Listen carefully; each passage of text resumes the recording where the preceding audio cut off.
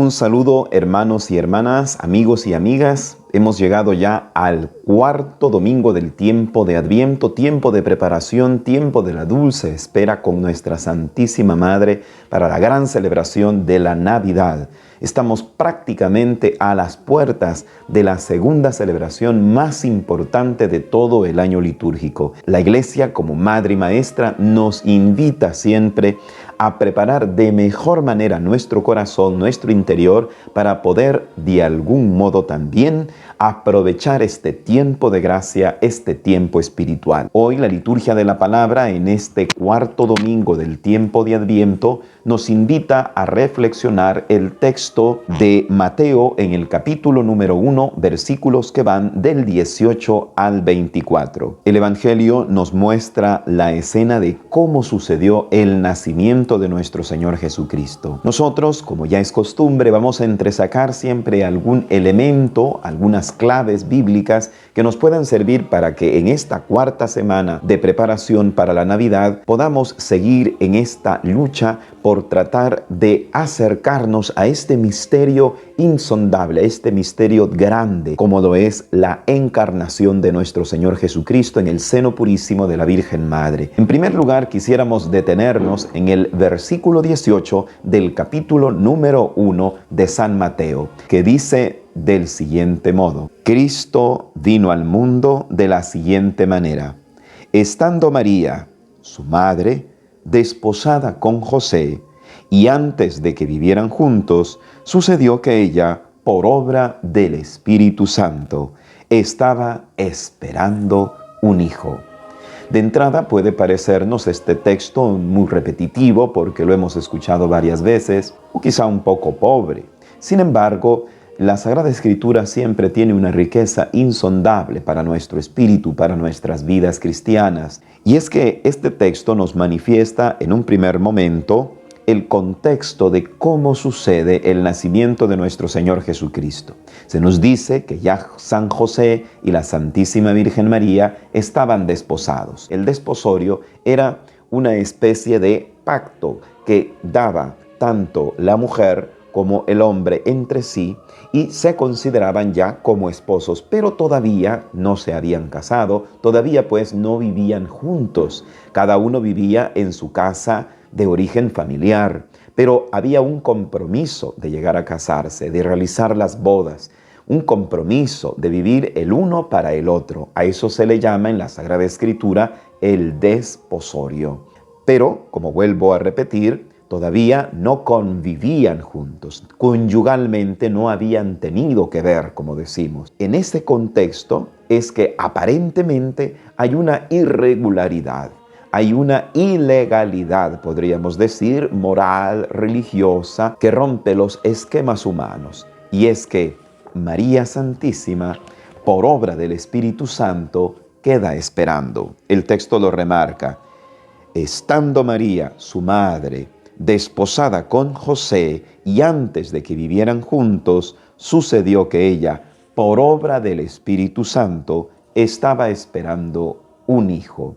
Antes de que vivieran juntos. Con esto se nos da una primera gran enseñanza, que el Espíritu Santo de Dios rompe ciertas reglas, rompe ciertas leyes que muchas veces como humanos vamos teniendo. Con ello no se nos quiere indicar que el Espíritu Santo promulga una vida sin ley y que estamos llamados a romper todo tipo de ley. No, el cristiano es aquel que está llamado a vivir la ley de Cristo, la ley del amor, la ley de la misericordia, la ley de la justicia de Dios, la ley de la verdad. Pero nosotros como seres humanos, muchas veces, también como cristianos, vamos elaborando, a medida vamos creciendo, a medida vamos desarrollando nuestra vida, lo que algunos estudiosos de la vida humana, psicólogos, antropólogos, llaman el sistema de creencias. El sistema de creencias tiene que ver con aquello que nosotros vamos como normalizando, haciendo ley, pues, pero que en el fondo no es una auténtica ley, sino que son como normas que nosotros nos vamos creando, normas de conducta, normas de comportamiento, normas morales que nos vamos inventando incluso, pero que no son la verdadera ley que lidera, la verdadera ley del Espíritu. Son leyes que nosotros vamos, como hemos dicho, creándonos a través de esas creencias, de eso que nosotros consideramos, de eso que nosotros hemos llegado a pensar que es bueno, hemos llegado a pensar que es verdadero. Pues bien, a partir de esa concepción, muchas veces falseada, comenzamos nosotros a tener una conducta, un comportamiento humano y hasta cristiano. Muchas veces este comportamiento y esta conducta no es apegada al Evangelio, no es conforme a la ley del Espíritu, al Espíritu Santo. Más bien nos aleja de Dios, nos hace personas rígidas o personas que justifican todo tipo de pecado. En el fondo, pues, somos personas que no vivimos según Dios, sino que vivimos según nuestras propias creencias, es decir, según nuestras propias opiniones, no según la creencia auténtica, la fe verdadera que procede de Dios. En este sentido, entonces, vemos que en el nacimiento de Jesús hay una ruptura de la ley. Y es que el Espíritu Santo viene a romper todo aquello que no eleva al ser humano. Antes de que María estuviese conviviendo con José, el niño Jesús ya está en su vientre. El niño Jesús ya ha sido concebido por la fe profunda de María, por esa esperanza activa de nuestra Santísima Madre. Esto nos deja pues un cuestionamiento para nuestras vidas cristianas. Por eso es tan importante darnos cuenta cuáles son esas normas, esas leyes que nosotros, de modo muy subjetivo, a partir de nuestros traumas, a partir de nuestras experiencias de vida, hemos ido forjando como normas de vida. Muchas veces esas normas conductuales, ese modo continuo de proceder, es dañino para nuestra salud humana, para nuestra salud pues mental, corporal e incluso también para nuestra salud espiritual. Hemos de preguntarnos qué es aquello que tenemos y que lo hemos normalizado, lo hemos hecho ley, pero que sin embargo no nos ayuda a crecer, algo que repetimos, algo que continuamente estamos haciendo, un pecado, un vicio, o a veces actitudes que si bien es cierto no son pecado, no son vicios, pero que sin embargo no nos dejan crecer, no nos dejan desarrollarnos. Hemos de dejar entonces que el Espíritu Santo obre, rompa esas leyes que nosotros mismos nos hemos forjado humanamente y podamos realmente dejar que el Espíritu Santo haga la obra en nosotros. Porque como dice 2 Corintios capítulo 3, versículo 6, refiriéndose a ese legalismo jurídico moral que estaba a veces impregnando algunas conciencias de los israelitas, la letra mata, pero el Espíritu es el que da vida. Por eso el Espíritu obra la auténtica vida del creyente, obra la auténtica vida de aquel que desea desarrollarse para el Señor. El Espíritu entonces rompe aquellas normas, aquellas creencias, ese sistema de creencias muy subjetivo que a veces nosotros tenemos y nos abre a la verdad de Dios, a la verdad que solamente el Espíritu Santo puede obrar en nosotros para que vivamos en esa libertad auténtica y vivamos esa ley verdadera que procede de Dios y no de nosotros, no de lo que nosotros creemos que debe de hacerse, no lo que nosotros consideramos que ha de cumplirse. Hay otra clave en la que quisiéramos detenernos y es la que tiene que ver con San José. San José, como todos sabemos, entra en una especie de duda. Por eso el Señor le va a ayudar a discernir. Muchas veces hay cosas que no entendemos, por qué Dios las permite, por qué nos pasan. A veces son cosas muy buenas, pero sin embargo a nosotros nos cuesta aceptarlas, nos cuesta digerirlas, comprenderlas. Y esto le pasa a San José. No lograba entender el por qué su esposa estaba encinta cuando él ni siquiera la había tocado. Es entendible la actitud de San José. Sin embargo, el Espíritu Santo tampoco lo deja solo a San José.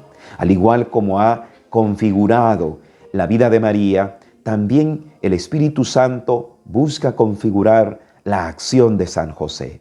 Porque el Espíritu Santo siempre busca ayudarnos, hermanos y hermanas. En este sentido, entonces, en San Mateo, capítulo 1, versículo 20, hay una especie de consejo que en sueños el ángel del Señor dirige a San José. El texto dice de la siguiente manera: el ángel de Dios le dice: José, hijo de David, no dudes en recibir en tu casa a María, tu esposa, porque ella ha concebido por obra del Espíritu Santo. Fijémonos qué interesante este capítulo número 1, versículo 20 de San Mateo. Se remarca de nuevo que lo que María está viviendo, lo que María ha concebido en su vientre bendito, es obra del Espíritu Santo. No es una obra humana. La obra de Dios en nuestras vidas y en la vida de nuestros seres que tenemos en nuestro entorno, muchas veces nos va a costar